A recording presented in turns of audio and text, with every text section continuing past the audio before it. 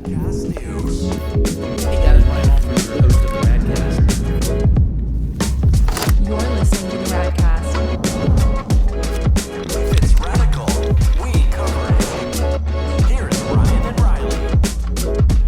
Here's your host, Ryan Alford.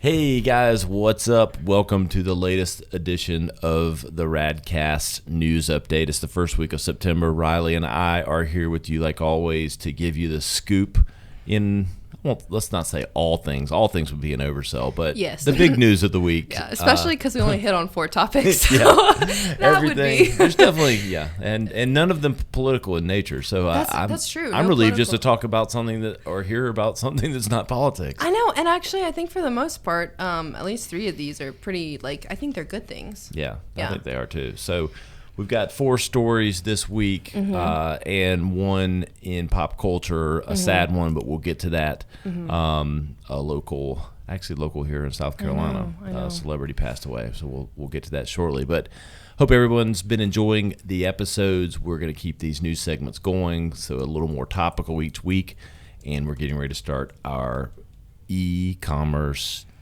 / digital commerce special where we'll talk about all things happening in the future of e-commerce and everything to do with digital commerce, and so excited about that. Me too, and I think it's obviously really important right now just because of the nature of, sadly, that, word we don't like to talk about a lot, but in the nature of COVID, I do think that this is going to be a really nice series to bring some good insight on. So I'm excited for all the guests we have lined up and everything. Exactly. It looks like it's going to be another diverse group of guests. We're kind of still bringing it all together, but it looks like we're going to cover lots of different parts of the ecosystem that is e-commerce. I agree. So let's get into some news. Yeah, no. First up, Facebook launches free paid online events for SBMs and others. So what exactly does this look like? What will this mean, Ryan? Well, essentially, there's a couple things here. I'll talk holistically and then specifically. Hey, I like those holistic, specific. But no, you've got a lot of things going on where there were going to be live events. So shows, festivals, groups, B2B, like seminars and sales and anything in business traditionally, especially B2B marketing and sales, is event driven. It's very event driven. Right.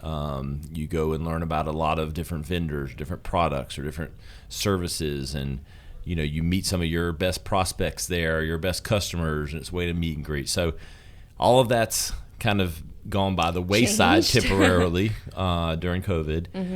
And so Facebook is rolling out the ability, all these events have started to kind of go online. You see these, I see them, I get them in my email box a lot. Invited to an event, it's, essentially a glorified webinar in some ways where it's, and I don't want to dumb it down or make it diminish it, but it's, an online version of the event where you might have digital experiences with the product. So, because traditionally, if you go to like a B2B event, you might have, there's booths and different things and different vendors that you walk around and see. And these events bring to life these experiences in a more digital way. You might see the products and services through videos, or there's just interactive events that happen. And Facebook is turning this on and making it free to SMBs on the platform, so you can sell tickets to the events, you can set up the events, you can market the events. But Facebook is doing all that stuff, right? Yeah, they're setting up the technology and the mechanism for the events. Okay. And a lot of this they already had with some of their group things and technologies that are already there. I think they've just bundled it together, and it's going to be free at least for the first year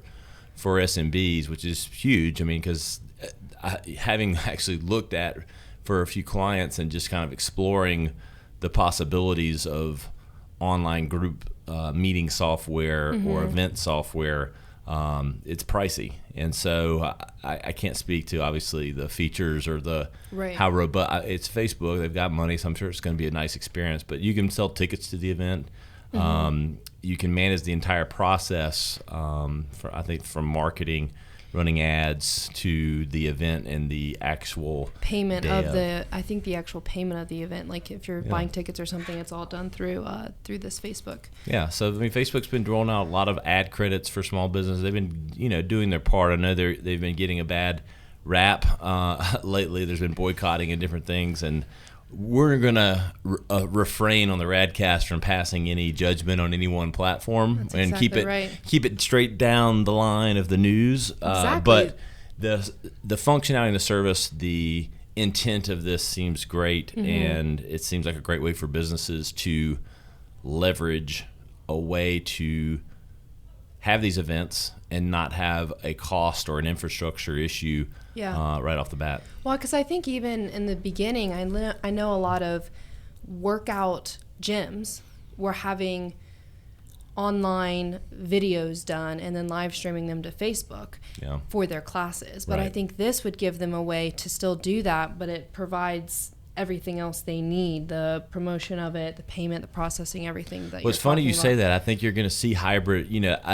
My mind didn't go there. My mind went to more of the traditional trade show route events. But it's interesting that you go there. It will be cool to see the ways people use I this hope service. people like that take advantage of it, because it's sad. I mean, people that had gyms, I'm only thinking gyms because in the beginning of COVID, I was that person that was live streaming the Facebook gym, but I think they should be able to take advantage of Are you a this kind of Peloton stuff star too. now? And I didn't know it. You didn't know that? They're like yelling at people going, "Come on, Sally, go. You can do this, 100 more cycles." Exactly. No, it's not me, but I can do that. Cool. What's next? Next is the Google inventory search. Let's see. Google is expanding organic surfaces across Google to search. So a lot of the things that were originally, to my understanding, products that were originally coming up when you type in something on Google, from my understanding, aren't coming up the same way because they're giving you more content, more of the same product versus ones that paid higher to be at the top. Is that my understanding of it? Yeah, well, you have Google Shopping, and the search bar is getting really complex. It used to be one search, then you've got shopping, you've got images, you've got videos, news, scholar, news, books. exactly. And so you have the shopping tag. So like, let's say I'm looking for a certain cologne, and I tap it in, and then I hit shopping. Those are usually paid ads that are there, and you manage that through your ad platform or your Google My Business, or depending on how you set it up.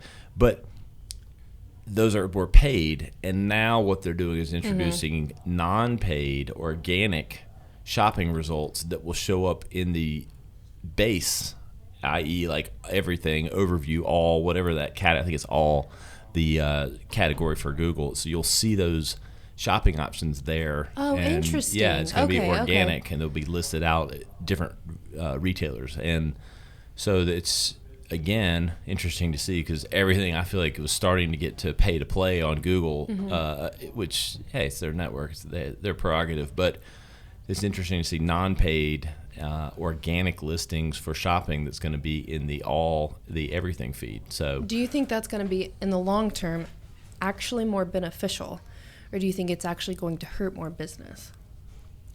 I think it will help. You think it'll help? I think it's helping. Look, this is all because e-commerce is booming. Back to the other things we've been talking about with the series coming out and everything. Like, we've got a match and some kerosene on the fire right now of e-commerce, and so many more people are shopping for goods online. That everyone was doing Amazon, so it's not like it wasn't here. I don't want to overstate that, but at the same time, like, everybody's getting into the online game. When you can't open your retail store, you get desperate. You're opening, you're selling online. And so with that influx, you're going to see these types of products and services just grow across Google. And look, this is a play for Google because they've been losing search share to Amazon, because most people now think about, your behavior. I know I'm looking for a product, not like just a person or a random functional search. Google still owns that. But product search has, specific things that you're looking to buy. Amazon, the search bar, has become Definitely. the mainstay for where most and a lot of people are going. Google's still right there neck and neck with them, but this is a play for Google to get back into that prime number one position for product searches. That's a good point. So Because I'm definitely the person that's going on Amazon and I'm like, okay, I know I want a whiteboard with a drawer, and that's what I'm typing in until I find what I'm looking for. I wouldn't do that on Google. I still do most of mine actually through Google because I like to see, because I've been 8 out of 10 times the convenience and everything with Amazon, it usually wins out. See, that's me. But yeah, I have gotten burned a few times where it was something obscure. I don't even remember what I was buying. Where I just went to Amazon, I bought it, whatever. Then I did like a search for it like a couple of days later, maybe even before it shipped to me. And there was a retailer that had free shipping online, and it was like $30 cheaper. I mean, it was like a $100 purchase or something. It was like $130 at Amazon. So usually you get the best deal on Amazon, and you got the convenience, you got your pay structure, it's so easy to check out. Everyone, that's why they're doing so well. That's why Jeff Bezos is worth $100 billion now. But his wife's about to. But I like to double. I kind of stick to my Google still for even product shopping because I like to just double check. And this is actually going to lead to even another reason to do it, so you can kind of cross check availability, stock, and I've noticed with COVID. Right. Stock in certain things that I never had to worry about stock isn't as available. Supply chains have been, obviously disrupted. Right. So there's certain things. I'm not talking about Lysol wipes that were gone day one. Toilet paper. Yeah, but I mean just normal things like that I expect to be there. The stocks haven't been what they were. That seems to be getting better, but nonetheless, so Google, more shopping options, more organic, and another place to get your products. And you can do this through Google My Business. You upload your product catalog, Google My Business or Google Search Console. I think those details are still coming out. But you upload your product feed there, link it with your site. You can do all that stuff and automate some of these steps to get approved, and so that you're in that organic listing for products that you're selling that people are searching for. And then our last I guess tech news today is a topic which I'm actually very excited about. This Twitter is having this more explained reason why something is trending on Twitter. And so to my understanding, they're kind of redoing the app a little bit with a lot more updates where you're going on the search feed and you see, seriously, I was a victim of this all the time. Like, I would see something up there and I'd be like, okay, why the hell is this trending? Like, who is this person and why is this happening? Did you know it was tweeted like over 500,000 times last year? Why is this tweeting? Like, why is this trending? Doesn't surprise me. It doesn't surprise me at all. And I think Twitter, they made a good point. If that's being tweeted that many times, we're not doing our job right for people to have access to appropriate information. Because I think a lot of time there was a point made that a lot of time people see a celebrity's name coming up in the trending feed. They're like, oh my gosh, they died. Yeah. And they're like, oh my gosh, we have to tweet about it. Oh, everyone died. And then they're like, wait a minute, who died? And then everyone's freaking out. Someone thinks Miley Cyrus has died. Yeah, and then it's like, wait a minute, no one died. She didn't die. She was trending because her new album came out or whatever it was. But you wouldn't know that unless you did all the other background research, which I guess in theory wouldn't actually take you that long.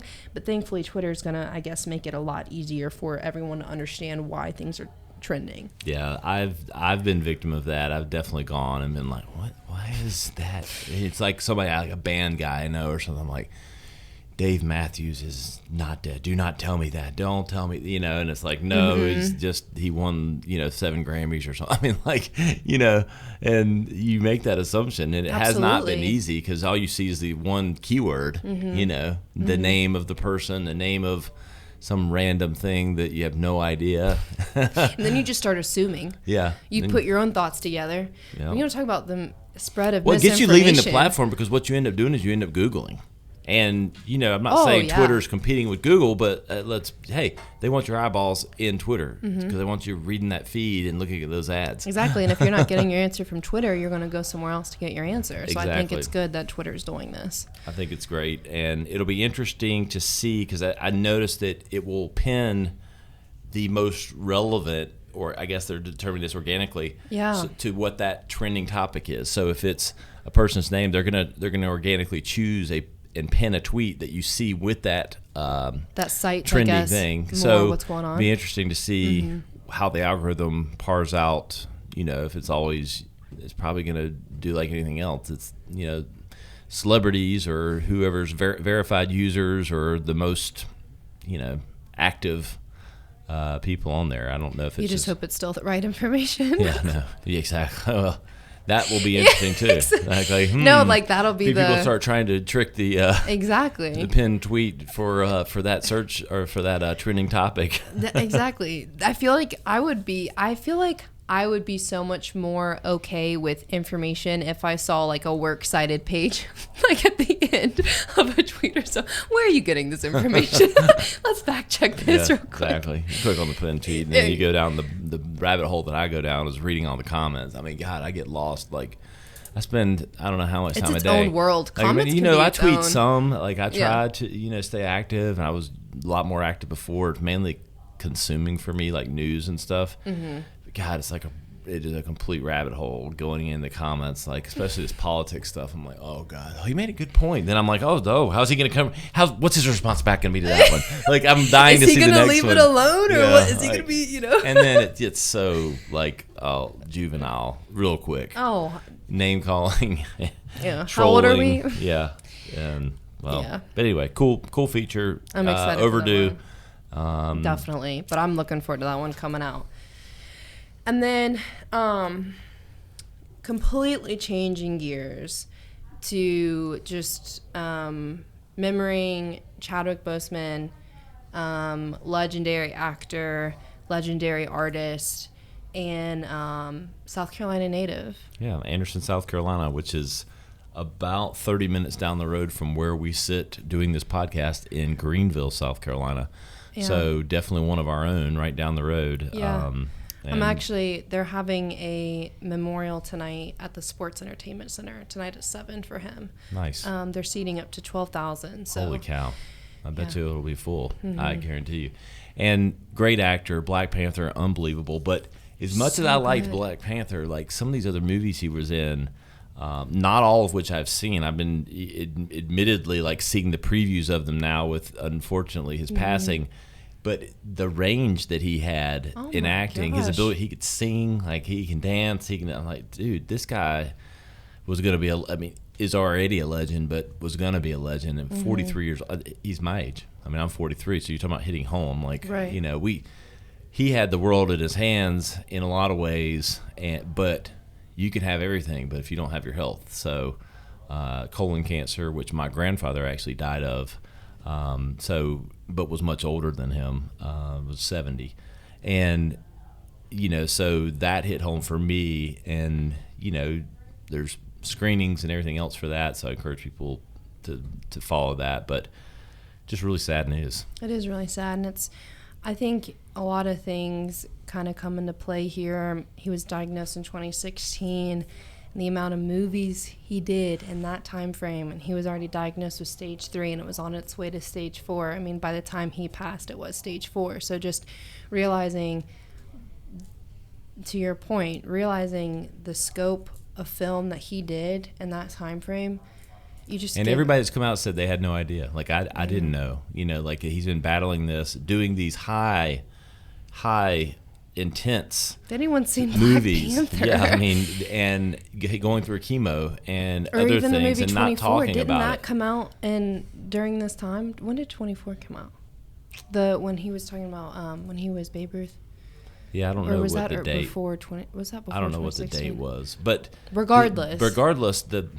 it's so many people, like, don't get me wrong, I don't know how if I had knock on wood, none of us want to have cancer or go through these things, but And until you go through it, you don't know how you act. But so many people that go through it, and maybe they feel like they should share their story in the midst of it because they're trying to, make people aware. But the courage and the selfless aspect of not kind of wearing it on his sleeve and just battling through it, like coming to work every day, in secret, battling it, doing everything that he could. Yeah. But not making it a story about him and about, great budding legend actor and I'm dealing with cancer right. Like that could have been the story and it would have been fine. But I really admire that he just kept that to himself. And man, I mean, that just speaks to his character and his, not making it about him. It stayed about the movie. It stayed about the work that he did and not about, the cancer. So I really admire him for that. I agree. I think he had a dedication for his art, and that was what his life was. It wasn't about other parts of his life. His life was the art of acting, and I think he gave his all in that, and all the respect and honor for him. Incredibly sad. I think that's all the news for today. Thanks, Riley. Yeah, ends on a sad note, but we have lots new information coming up to you guys on the Radcast, so be staying up to date on that.